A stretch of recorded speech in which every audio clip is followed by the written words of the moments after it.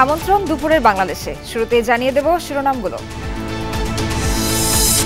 MP আনারের Sanjiva গার্ডেনে ঢোকার CC ক্যামেরার ফুটেজ প্রকাশ। কলকাতায় আদালতে তোলা হলো জিহাদকে। ঢাকায় গ্রেফতার ৩ জনের ১০ দিনের রিমান্ড চাইবে ডিবি।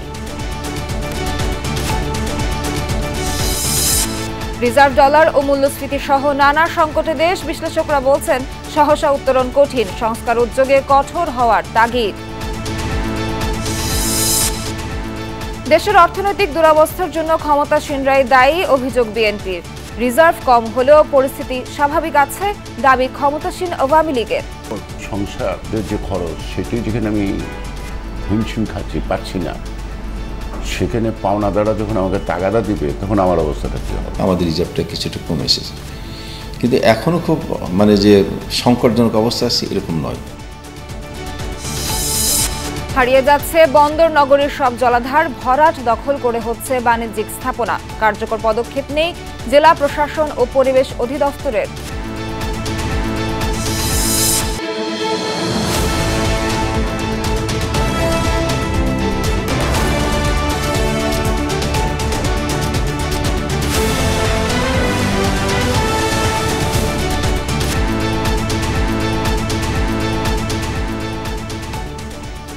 দেখছিলেন শিরোনামগুলো। এছাড়াও দেশ বিদেশের আরো খবর নিয়ে দুপুরের বাংলাদেশে আপনাদের সাথে আছি আমি নাবিলা সোহার। এমপি আনোয়ারুল যে কলকাতার সঞ্জীবা গার্ডেনের ফ্ল্যাটে গিয়েছিলেন তার সিসিটিভি ফুটেজ এসেছে যমুনা টেলিভিশনের হাতে।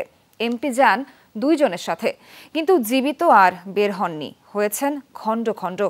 বের করা হয় ব্রিফকেস আর পলিথিনে ভরে। পুরো কিলিং মিশনে সবার সামনে ছিলেন শিমুল ভুঁইয়া ওরফে আমানুল্লাহ। 13 মে সোমবার 2:51। সঞ্জীবা গার্ডেনের আলোচিত সেই ফ্ল্যাটে ঢুকছেন এমপি আনোয়ারুল আজিম আনার। এ সময় তার সাথে ছিলেন শিমুল ভুঁইয়া ওরফে আমানুল্লাহ এবং তার সহযোগী ফয়সাল। এমপি তার জুতা রাখেন দরজায় রাখা র্যাকে। স্বতঃস্ফূর্তভাবেই তাকে ফ্ল্যাটে ঢুকতে দেখা যায়। এরপর আর বের হননি এমপি আনোয়ারুল। কয়েক ঘন্টা পর বের হন শিমুল ভুঁইয়া, হাতে লাগেজ। এরপর তার সাথে পলিথিন ও কাগজের শপিং ব্যাগ হাতে বের হন আরেকজন। তখনই শিমুল ভুঁইয়া বাইরে থেকে দরজা লক করেন। লিফট দিয়ে নেমে তারা বের হয়ে যান এমপির মরদেহ গুম করতে। আলোচিত এমপি হত্যার ঘটনা তদন্তে কলকাতা পুলিশের সাথে আছে ঢাকার তদন্ত কর্মকর্তারা। বৃহস্পতিবার গ্রেফতার করা অভিযুক্তদের জিজ্ঞাসাবাদে আনার হত্যার মোটিভ সম্পর্কে প্রায় নিশ্চিত হয়েছে ঢাকা ও কলকাতার পুলিশ। কর্মকর্তারা জানিয়েছেন বিভিন্ন সময় চরমপন্থীদের ক্রসফায়ার সহ নানাভাবে শায়েস্তা করিয়েছেন আনোয়ারুল আজিম। সেটা নিয়ে ক্ষোভ ছিল পূর্ব বাংলা কমিউনিস্ট পার্টির নেতাদের। আরেক কারণ কলকাতায় স্বর্ণ চোরাচালানির আধিপত্য নিয়ন্ত্রণ। এমপি আনোয়ারুলের হয়ে কাজ করতেন অভিযুক্ত আক্তারুজ্জামান শাহিন। এই শাহিন আবার এমপির কাছে 50 কোটি টাকা পেতেন বলে জিজ্ঞাসাবাদে ডিবিকে জানিয়েছে গ্রেফতারকৃতরা। শাহিনের সাথে এ নিয়ে বিবাদ চলছিল এমপি আনারের। পরে এমপির কাছের মানুষ শিমুল ভুঁইয়াকে দিয়ে পাতা হয় ফাঁদ। বলা হয় কলকাতায় একজনের কাছে অনেক স্বর্ণের বারের মজুদ আছে, তার সাথে মিটিংয়ে বসতে হবে। এটা বলেই কলকাতায় ডেকে আনা হয় এমপি আনোয়ারুলকে। সেখানেই পরিকল্পিতভাবে খুন করা হয় আনারকে। ডিবি জানিয়েছেন শাহিন খুনের পরিকল্পনা করে অন্তত 5 মাস আগে। তানভীর মৌসুম, যমুনা নিউজ, ঢাকা। ভারতীয় সিআইডির হাতে গ্রেফতার জিহাদ হাওলাদারকে তোলা হলো কলকাতার বারাসাত জেলা আদালতে। স্থানীয় সময় বেলা 11টা নাগাদ তাকে আদালতে হাজির করে সংশ্লিষ্ট গোয়েন্দা কর্মকর্তারা। এ সময় কাপড় দিয়ে ঢাকা ছিল অভিযুক্তের চেহারা। সাংবাদিকরা চাঞ্চল্যকর খুনের বিষয়ে প্রশ্ন করলেও কোনো জবাব দেয়নি অভিযুক্ত। কর্মকর্তারা জানান জিহাদ কয়েক মাস আগে বাংলাদেশ থেকে ভারতে অনুপ্রবেশ করে, ছিল কিলিং মিশনে। তার বক্তব্য যাচাইয়ে পিসি রিমান্ডের আবেদন করা হবে আদালতে, এমনটা জানিয়েছে সিআইডি। পশ্চিমবঙ্গের 24 পরগনা জেলার ভাঙড় এলাকায় এমপি আনারের দেহের খণ্ডিত অংশ ফেলা হয়েছে। এ তথ্য পেয়ে তল্লাশি শুরু করেছে সিআইডি। জিহাদ হাওলাদারকে আজকে যে অ্যারেস্ট করে সিআইডি এখানে প্রোডাকশন করেছে, এই মূল কেসের কিন্তু একেবারে পুরো মাথা না, এর পিছনেও কিন্তু মাথা আছে। যখন পুলিশ তদন্ত করবে, বিভিন্ন জায়গায় নিয়ে যাবে, রিকনস্ট্রাকশন অফ ক্রাইম হবে, যখন যেটা অপরাধের পুনর্গঠন বলা হয়, এই পুনর্গঠন যখন করা হবে তখন এর মুখ দিয়ে প্রতিফলিত হবে কীভাবে মার্ডারটা হয়েছিল। এ বিষয়ে সবশেষ তথ্য জানব সহকর্মী সুকান্ত চট্টোপাধ্যায়ের কাছে। তিনি রয়েছেন কলকাতার বারাসাত জেলা আদালতের সামনে। সুকান্ত, কিছুক্ষণ আগেই তো এমপি আনার হত্যাকাণ্ডে জড়িত অন্যতম অভিযুক্ত জিহাদকে আদালতে তোলা হয়েছে। এ বিষয়ে পুলিশ বা গোয়েন্দা কর্মকর্তারা কি জানিয়েছেন আমাদেরকে জানাবেন। দেখুন, আদালতে কিন্তু 10:30টার সময় আনা হয়, দুপুর 2টো অর্থাৎ ভারতীয় সময় দুপুর 2টোর সময় তাকে এজলাসে তোলা হবে। শুভঙ্কর বিশ্বাস, তিনি সিজিএম আদালতের বিচারক, তার এজলাসেই তোলা হবে। নিউ টাউন থানা অর্থাৎ কেস নম্বর 135/24 ডেটেড 22/5/24। মোট 4টি ধারা দেওয়া হয়েছে, এর মধ্যে 364 রয়েছে আইপিসি, 302, 201 এবং 120B। এই 364 হচ্ছে একে অপহরণ করা এবং অন্যায়ভাবে একে অপহরণ করে নিজেদের হেফাজতে রাখা।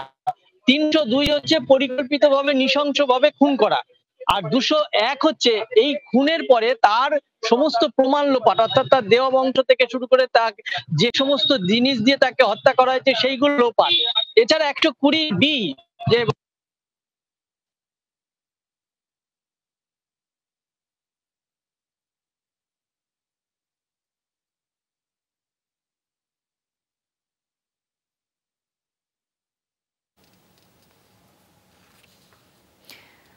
এবার যাব সহকর্মী রাব্বি সিদ্দিকের কাছে। তিনি আছেন ডিবি কার্যালয়ে। রাব্বি, শোনা যাচ্ছে গ্রেফতারকৃতদের জিজ্ঞাসাবাদের জন্য আদালতের কাছে 10 দিনের রিমান্ড চাইবে ডিবি। এ বিষয়ে বিস্তারিত আপনার কাছে কি তথ্য আছে আমাদেরকে জানাবেন।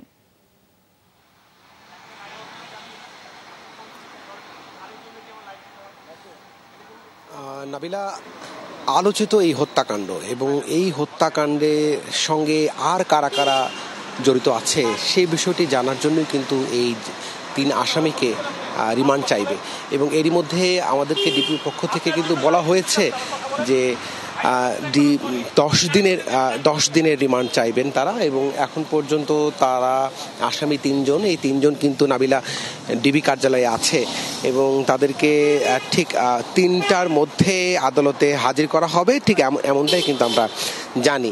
এবং যেই 3 জন এই ডিবি কার্যালয়ে আছেন তাদের পরিচয় সম্পর্কে যেটুকু জানা গেছে যে এখানে এই খুনের ঘটনায় এ পর্যন্ত যে সিসি ফুটেজ পাওয়া গেছে সেই সিসি ফুটেজের অন্যতম যিনি এমপিকে সেই কলকাতার সেই ফ্ল্যাটটিতে নিয়ে যাওয়া, তারপরে সেই মরদেহ গুম করা, সব কিছুর সঙ্গে যে আসামি যুক্ত আছে তার নাম হচ্ছে শিমুল ভূঁইয়া। সেই শিমুল ভূঁইয়া এবং তার ভাতিজি তানভীর ভূঁইয়া এবং এই হত্যার ঘটনায় এক নারীকে গ্রেফতার করা হয়েছে, তার নাম শিলাস্তি রহমান। তাকে নিয়ে নানান ধরনের কথা আসছে। তো এখন পর্যন্ত এই শিলাস্তি রহমানের ভূমিকাটি কি সেটি এখনো আমরা পরিষ্কার না।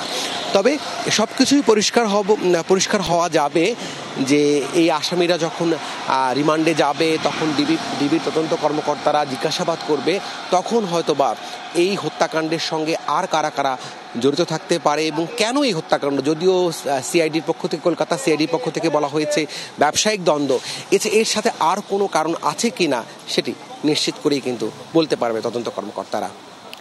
রাব্বি, ধন্যবাদ আপনাকে ডিবি কার্যালয় থেকে যুক্ত হয়ে গুরুত্বপূর্ণ তথ্য দেওয়ার জন্য। ঝিনাইদহের কালীগঞ্জের এমপি আনোয়ারুল আজিম আনারের মরদেহের খোঁজ পাওয়ার 3 দিন পর এলাকায় গিয়েছেন তার মেয়ে। এ সময় গণমাধ্যমের সঙ্গে কথা বলেন নিহত এমপি কন্যা মমতারিন ফেরদৌস ডরিন। বলেন, বাবার লাশ ফিরিয়ে আনাই এখন মূল কাজ। কলকাতা ও বাংলাদেশের গোয়েন্দা সংস্থার সঙ্গে নিয়মিত যোগাযোগ আছে জানিয়ে ডরিন বলেন, সবাই চেষ্টা করছে এমপি আনারের মরদেহ খুঁজে পাবার। এই হত্যাকাণ্ডে মূল অভিযুক্ত হিসেবে যে আখতারুজ্জামান শাহিনের নাম এসেছে তাকে চিনতেন কিনা এমন প্রশ্নের জবাবে তিনি জানান, শাহিনের ব্যাপারে আগে থেকে জানাশোনা ছিল না, তবে এখন তার সর্বোচ্চ শাস্তি দেখতে চান। কলকাতা সাংবাদিকদের লাইভ দেখেছেন, তারা অনেক রাত পর্যন্ত তাদের কার্যক্রম চালিয়েছে, তারা খোঁজার জন্য আপ্রাণ চেষ্টা করছে। তো তারা এখনো পর্যন্ত ওরকম কোনো কিছু পায়নি, যদি পেয়ে থাকতো অবশ্যই আমাদেরকে অবগত করতো, যেহেতু আমার কথা হচ্ছে তাদের সহযোগিতায়। তো আজকে আমার বাবাকে আমরা যে তারা খুঁজে পাওয়ার চেষ্টা বা যেটা করেছে আমরা শুনেছি যে তারা খুঁজে পেয়েছে, কিন্তু এখনো মেডিকেল রিপোর্ট বা ফর্মালিটিসগুলো তারা ওইভাবে পূরণ করতে পারেনি, কারণ সেই তদন্ত করে এখনো তারা পর্যাপ্ত কিছু পায়নি। কেন করেছে, কি করেছে এখন আর আমার শোনার দরকারও নেই। আসলে আমি আমার বাবা হারাই ফেলেছি, আমি সর্বোচ্চ শাস্তি চাই। এ পর্যায়ে যেতে চাই এমপি আনারের বাড়ি ঝিনাইদহে, সেখানে কালীগঞ্জে আছেন সহকর্মী রিয়াজ রায়হান। রিয়াজ, এমপি আনারের মেয়ে তো নিজ এলাকায় গেছেন, এই মুহূর্তে আপনার সঙ্গে তার কথা হয়েছে কিনা, তার সবশেষ বক্তব্য এবং এলাকাবাসীর মনোভাব সম্পর্কে আমাদেরকে জানাবেন।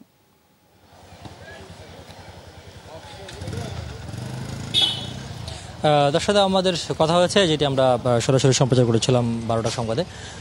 তিনি যেটি বলেছেন, তিনি এসেছেন সকাল 11টা সাড়ে 11টার দিকে তিনি এসেছেন, আর 3 দিন পর অর্থাৎ এমপি আনারের মরদেহ পাওয়ার যে খবর, সেই খবর পাওয়া গিয়েছিল 22 তারিখ, এবং তিনি আজকে 24 তারিখ তিনি এলাকায় এসেছেন।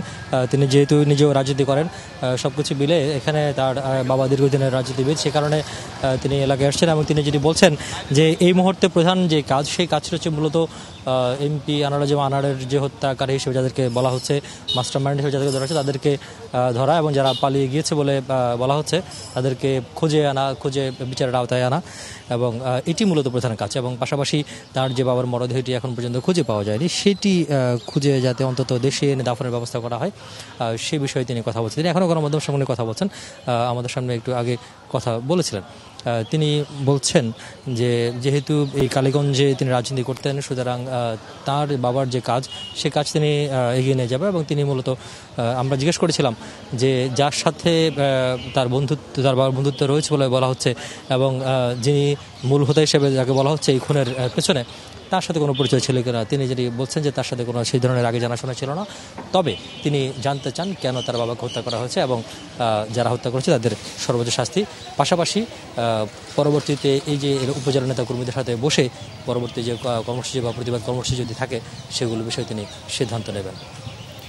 ধন্যবাদ আপনাকে রিয়াজ, ঝিনাইদহ থেকে যুক্ত হওয়ার জন্য।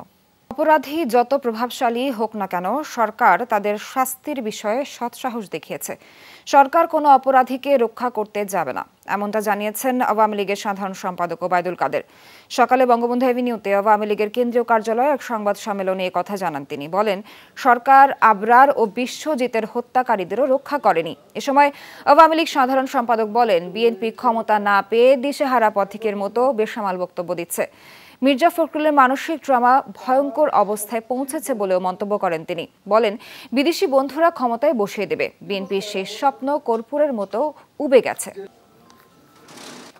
অপকর্ম অপরাধের শাস্তি পাওয়ার ব্যাপারে সরকার সৎসাহস দেখিয়েছে। শেখ হাসিনা সরকারের সেই সৎসাহস আছে।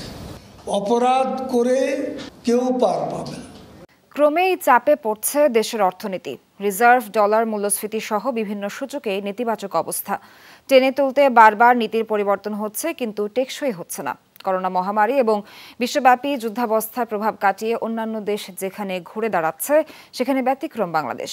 বিপুল সংখ্যক মানুষের আয়ের তুলনায় ব্যয় বেশি। বিশ্লেষকরা বলছেন, খুব সহসা সংকট থেকে উত্তরণ সম্ভব না। সংস্কার উদ্যোগ কঠোরভাবে বাস্তবায়ন করতে হবে। রিমন রহমানের রিপোর্ট। অর্থনীতির উত্থান পতন, জটিল সূচকের কিছুই বোঝেন না খিলগয়ের জায়দা। দুবেলা দুমুঠো খেয়ে বিঘ্নহীন জীবন পার করাই সাধনা, কিন্তু তিনি আর পেরে উঠছেন না। দ্রব্যমূল্য বা মূল্যস্ফীতির চাপ কাবু করেছে পরিবারটিকে। একদিন ব্যাগ বেড়ে খাই, 3 দিনও বেশ খাই, তুই করে খাই জীবন বাঁচাই। ওদের 1 পর চাইলাম দিলাম, 3 জনের খাম, 1 পর চাইলাম 3 জনের বেল তো দুপুরি হয়ে গেছে গা। সরকারের হিসেবে 1 বছর আগে 100 টাকায় যে খাদ্যপণ্য কেনা যেত, তা কিনতে গুনতে হচ্ছে 10 টাকা বেশি। বাস্তবে এ তথ্যের সঙ্গে একমত হতে চান না অনেক ক্রেতা। তারা বলতে চান, দাম বেড়েছে আরও বেশি। মূল্যস্ফীতির হার কাগজের চেয়ে বাজারে বেশি।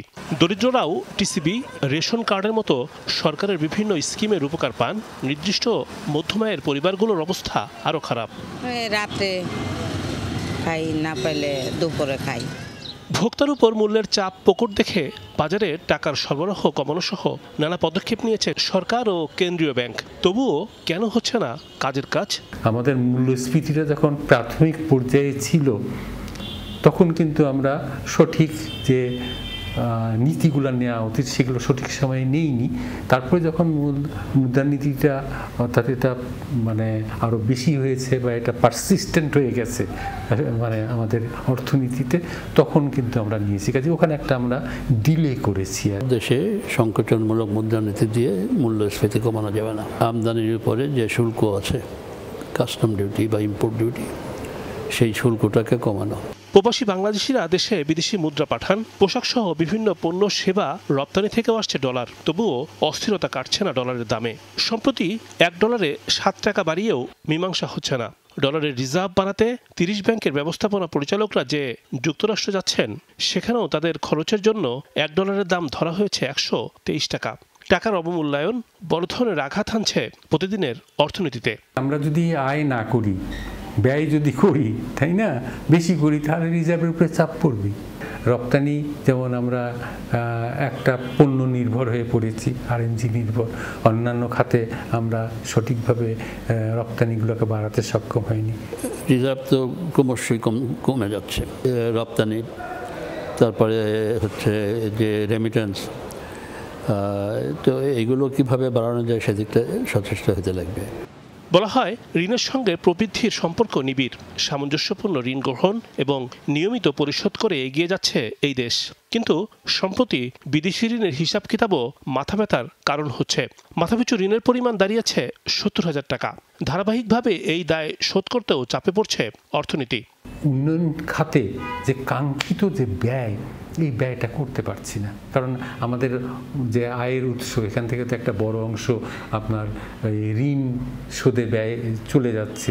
প্রাইভেট সেক্টর লোন ডিসকারেজ করা উচিত, কেন এগুলোর সুদের হার অনেক বেশি থাকে, তারপরে ওই মেয়াদকাল কম থাকে, যে তাতে করে ওই ঋণের বোঝাটা বেড়ে যায় আর কি। জনগণের কাছ থেকে কর, ভ্যাট ও বিভিন্ন শুল্কের মাধ্যমে সরকার যে আয় করে, সেই রাজস্ব খাতেও ঘাটতি আছে প্রত্যাশার তুলনায়। চিন্তার কারণ হয়ে দাঁড়িয়েছে ব্যাংক খাতের খেলাপি ও ঋণ জালিয়াতির ঘটনা। কিছু কিছু ব্যয় আমার সরকারে আছে, সরকার ঐতিহাসিকভাবে এটা মাথায় পেয়েছে, করে যাচ্ছে। এখানে কিছু প্রিউনিং, কাটছাট করা দরকার আছে। রিমন রহমান, যমুনা নিউজ, ঢাকা। দেশে রিজার্ভের পরিমাণ কম হলেও হিতাবস্থায় আছে উল্লেখ করে ক্ষমতাসীন আওয়ামী লীগ বলছে, এ নিয়ে বিএনপির অভিযোগ কাল্পনিক। বৈশ্বিক পরিস্থিতিতে নিত্যপণ্য নিয়ে অস্বস্তি থাকলেও নিয়ন্ত্রণে আন্তরিকতার ঘাটতি নেই। সরকার ও আওয়ামী লীগের দায়িত্বশীল নেতারা বলছেন, প্রধানমন্ত্রী শেখ হাসিনার নির্দেশনায় সংকট মোকাবেলায় তৎপর সরকার। এ নিয়ে রাজনীতি করার সুযোগ পাবে না বিএনপি। তাওহিদ মিথুনের রিপোর্ট। টানা 4 মেয়াদে ক্ষমতায় আওয়ামী লীগ সরকার। তাদের আমলে একটা সময় দেশের রিজার্ভের আকার ওঠে অনন্য উচ্চতায়। $48 বিলিয়ন বেশি হয় বিদেশি মুদ্রার মজুদ। দীর্ঘ সময় ধরে মূল্যস্ফীতির হার ছিল 6% ঘরে। এক দশক ধরে 6% বেশি ছিল গড় জিডিপি। 8% ওঠে মোট দেশজ উৎপাদন। সরকারের নানামুখী উদ্যোগে এখন 20% ঘরে দারিদ্র্যের হার। তবে 2019-এ তৃতীয় মেয়াদে ক্ষমতায় আসার পর করোনা মহামারীর ধাক্কা লাগে অর্থনীতিতে। সংকট থেকে উত্তরণে নানা পরিকল্পনায় এগিয়ে চলে সরকার। এরপরই আসে রাশিয়া ইউক্রেন যুদ্ধ, সৃষ্টি হয় বৈশ্বিক সংকট। এমন পরিস্থিতিতে চতুর্থ মেয়াদে ক্ষমতায় আসে আওয়ামী লীগ। এরই মধ্যে শুরু হয় ইসরায়েল ফিলিস্তিন যুদ্ধ। ঘনীভূত হয় অর্থনৈতিক সংকট। রিজার্ভ ডলার সংকট আলোচনা আসে ঘুরে ফিরে, যদিও রিজার্ভ নিয়ে সর্বোচ্চ তৎপর সরকার। অর্থনীতির এমন পরিস্থিতিতে সরকার 1 বছরও টিকতে পারবে না বলে দাবি বিএনপি ও সমমনা দলগুলোর।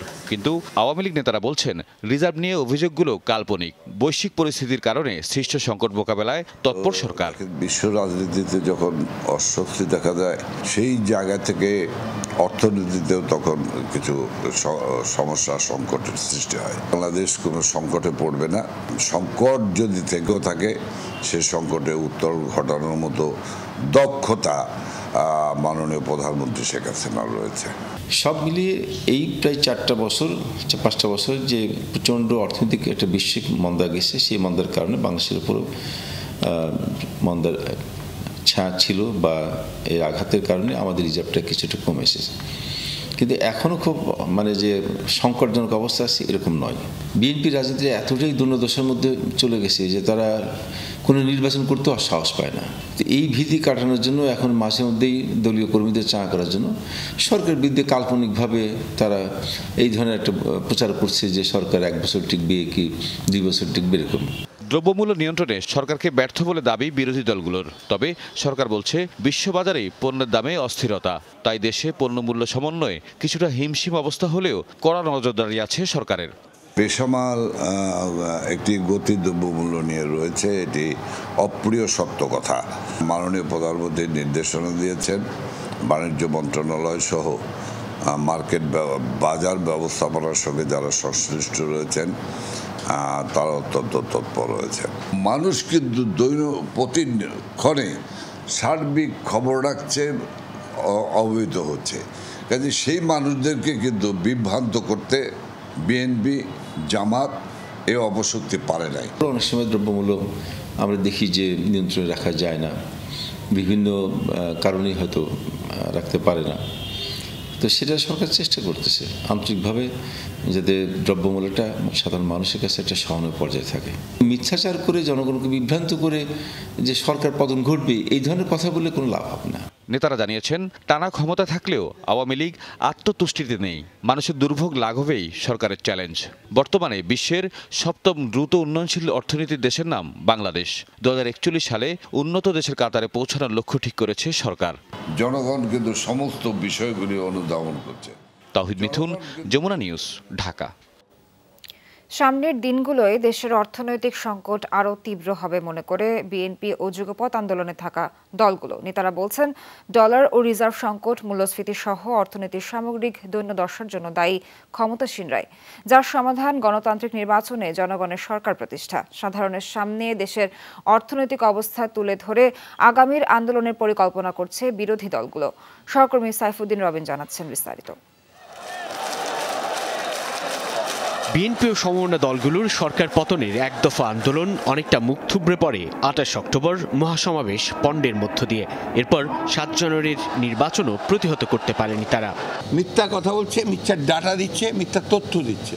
নির্বাচন ও নতুন সরকার গঠনের দীর্ঘদিন পর হলেও হতাশা কাটিয়ে সোচ্চার হচ্ছে বিএনপি ও যুগপৎ আন্দোলনে থাকা দলগুলো। লিয়াজু কমিটি বিশ্লেষণ করেছে দেশের অর্থনৈতিক পরিস্থিতি।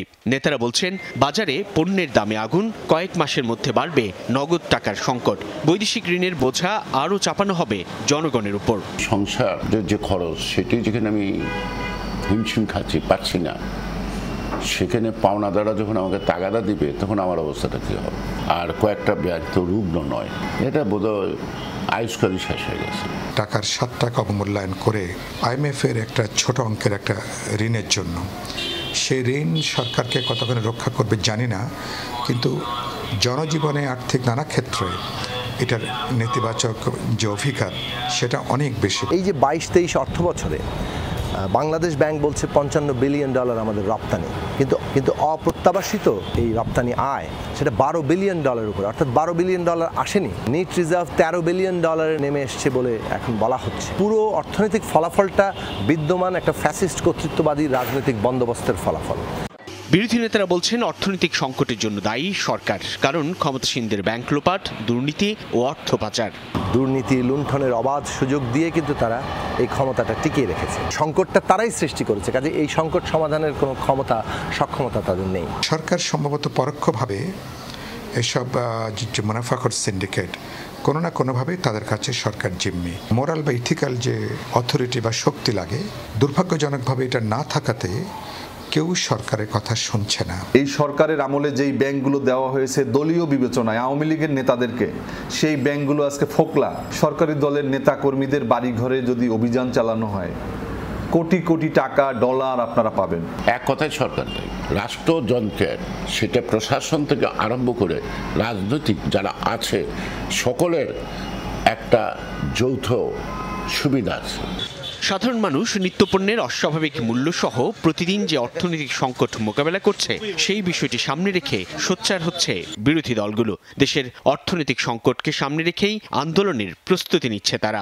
এই পরিস্থিতি চলতে দিলে দুর্ভোগ আরও বাড়বে, দুর্গতি আরও বাড়বে, অনিয়ম বাড়বে, কারণ কেউ কথা শুনছে না। প্রত্যেকে মনে করেন যে তারা সরকারকে টিকিয়ে রেখেছে। একটা পলিটিক্যাল পার্টি তাকে অলওয়েজ কেয়ারফুল থাকতে হয় যে পিপুল সেন্টিমেন্ট অফ দ্য পালস। মানুষ এখন কি চায়, মানুষের কি সমস্যা। দ্রব্যমূল্যের ঊর্ধ্বগতি, দুর্নীতি, অর্থ পাচার, এগুলোকে নিয়ে জনসম্পৃক্ততামূলক কর্মসূচির দিকে আমরা এগিয়ে যাচ্ছি। বিদ্যমান রাষ্ট্র ব্যবস্থা যে বন্দোবস্তে চলছে এটার বদল ঘটাতে হবে।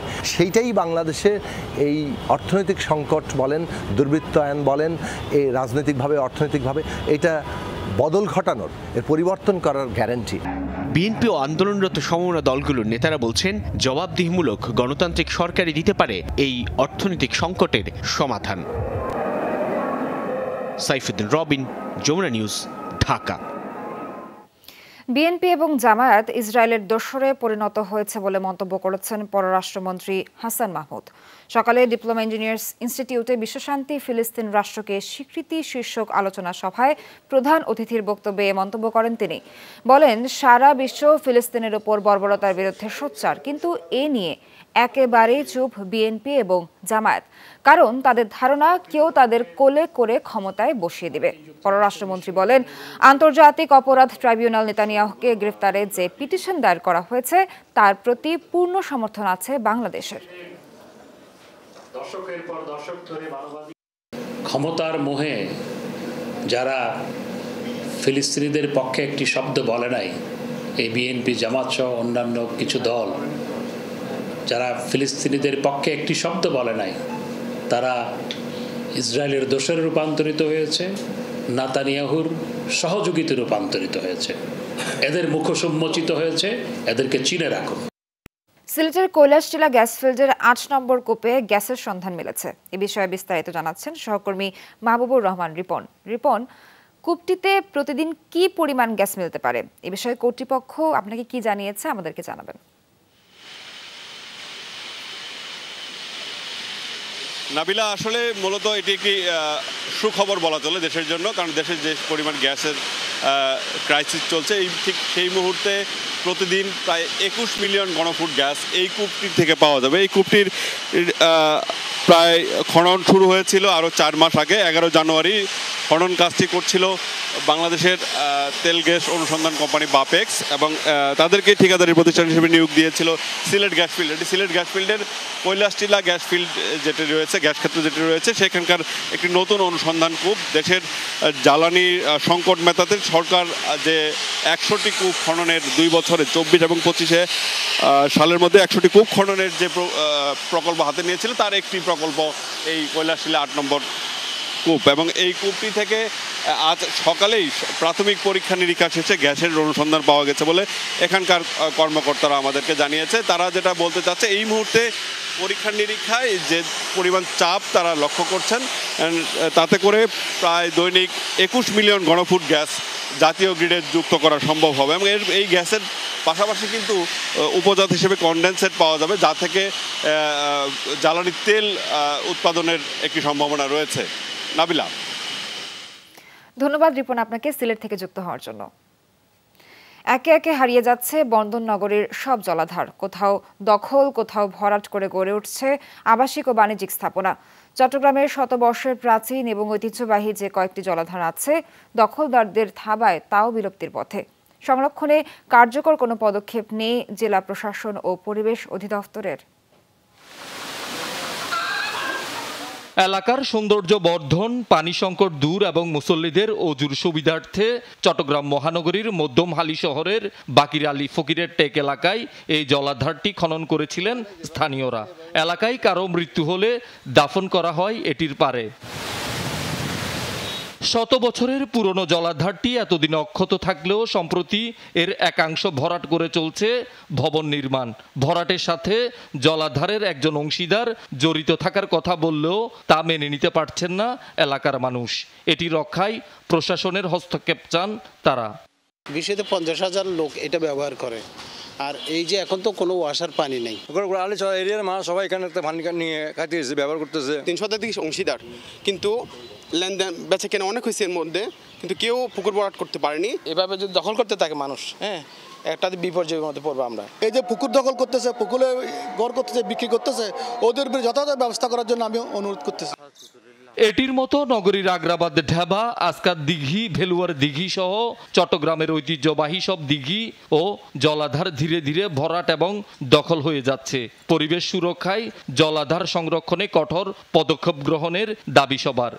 এই যে পাশে যে বুড়ির দিঘি, তার পাশে আরেকটা দিঘি, সবগুলো তো আপনার ভরাট গেছে। এখন দিঘি বললে তো আমাকে পাগল বলবে। আজকের দিঘিও আছে, একসময় বহু লোকে ব্যবহার করছে, এখন ব্যবহার কমে গেছে, ময়লা আবর্জনা হয়ে গেছে, সাইডে বাইডে অনেক স্থাপনা উঠে গেছে। এটা বৈধ আমরা জানি না। দিঘি ছিল, পুকুর ছিল, এগুলো সবগুলো দখল হয়ে গেছে বলা যায় অনেকটা। ওখানে বাড়ি উঠেছে, ফ্ল্যাট উঠেছে, এগুলোই হচ্ছে মানুষ বসবাসের জন্য এগুলো তৈরি করে ফেলছে। পরিবেশ অধিদপ্তর ও জেলা প্রশাসনের মতে বেসরকারি হলেও জলাধার ভরাট শাস্তিযোগ্য অপরাধ। সুনির্দিষ্ট অভিযোগ পেলে আইনি ব্যবস্থা নেওয়ার আশ্বাস তাদের। ব্যক্তি মালিকানাধীন পুকুরও যদি হয় সেটিও কিন্তু আমরা ভরাট করতে দেই না, এবং যদি কাউকে পাওয়া যায় তাহলে তাদেরকে কিন্তু জলাধার আইনে আমরা কিন্তু জলাধার সংরক্ষণ আইনে কিন্তু আমরা তাদের বিরুদ্ধে ব্যবস্থা গ্রহণ করে থাকি। শহীদুল সুমন, যমুনা নিউজ, চট্টগ্রাম।